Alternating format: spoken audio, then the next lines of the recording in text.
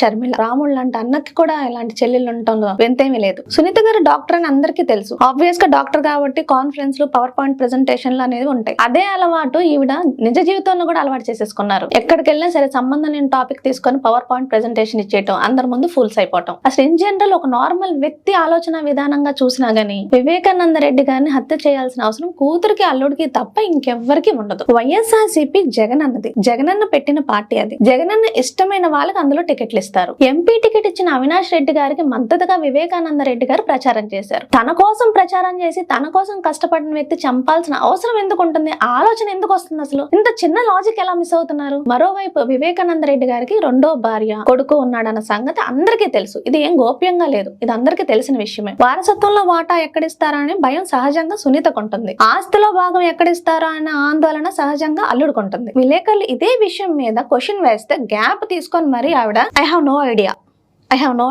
అని చెప్తున్నారు. When you have no idea better sit at home. ఎందుకు అక్కడ ఓవర్ యాక్షన్ చేయాల్సిన అవసరం ఏముంది? ఐడియా లేనప్పుడు కూర్చో అమ్మా ఇంట్లో. వివేకానంద రెడ్డి గారు చనిపోయినప్పుడు నువ్వు చెప్పిన మాటలు మర్చిపోయావా? అప్పుడు అది తెలుగుదేశం ప్రభుత్వం చేయించిందని, చంద్రబాబు నాయుడు గారు హస్తం ఉందని నువ్వే మాట్లాడావు. జగన్ గారు సిబిఐకి కేసు అప్పగించాలని చెప్పారు. విచారణలో ఆధారాలన్నీ నీ వైపు తిరిగేసరికి అన్న సీఎం కదా హెల్ప్ చేస్తాడు అనుకుని ఉంటావు. కానీ తప్పు చేస్తే క్షమించడు అని తెలిసేసరికి రివర్స్ డ్రామా స్టార్ట్ చేసి చంద్రబాబు నాయుడు వైపు వెళ్లి ఆయన ఇచ్చిన స్క్రిప్ట్ చదవటం స్టార్ట్ చేసావు. పైగా పొలిటికల్ ఆస్పిరేషన్స్ ఉంటే తప్పేంటి? అదే నేరం కాదే, అందులో తప్పే ఉంది అని ప్రెస్ వాళ్ళని ఎదురు క్వశ్చన్ చేస్తున్నావు. పొలిటికల్ ఆస్పిరేషన్స్ ఉంటే తప్పు లేదు, కానీ వాటి కోసం తండ్రిని చంపటం మాత్రం తప్పు అని చెప్తున్నాం. జగనన్న టికెట్స్ నిందితులకు ఇస్తున్నారని చెప్తున్నారు. నిందితులని కోర్టు తీర్పిచ్చిందా? సిబిఐ విచారణలో కేసు ఉంది. అప్పుడు నిందితుడని మీరెలా చెప్తారు? ఎందుకంటే అది ఎవరు చేశారో, ఎవరి మీదకి వస్తుందో ఫైనల్ జడ్జిమెంట్ మీకు తెలుసు కాబట్టి ముందుగా బుకాయింపు. నువ్వు గాని షర్మిలమ్మ గాని జోల పట్టుకొని అడుక్కున్నా, బతిమ్మలాడుకున్నా, కాళ్ళు పట్టుకొని వేడుకున్నా ప్రజలు మిమ్మల్ని నమ్మే పరిస్థితిలో లేరన్న సంగతి మీకు కూడా తెలుసు. నిజం నిప్పు లాంటిది. కొంచెం లేట్ అయితే అవ్వచ్చు, కానీ నిజం ఎప్పటికైనా బయటపడుతుంది అన్న సత్యాన్ని అందరూ గ్రహిస్తారు. అసలు ఈ హత్య ఎవరు చేశారు అన్న విషయం కడప జిల్లా వాస్తవ్యులందరికీ తెలుసు. 100% అది ఎవరు చేశారన్నది మీ మనసుకి తెలుసు. కానీ పదవి వ్యామోహం, ఆస్తుల ఆరాటం చంపించేసింది. ఎలక్షన్స్ లో క్యాంపెయిన్ చేయండి, మీరేం చేస్తారో చెప్పుకోండి. అక్కడ కూడా హత్య రాజకీయాలు, శవ రాజకీయాలు చెప్పుకుంటూ ఒక సింపతి ఓట్ల కోసం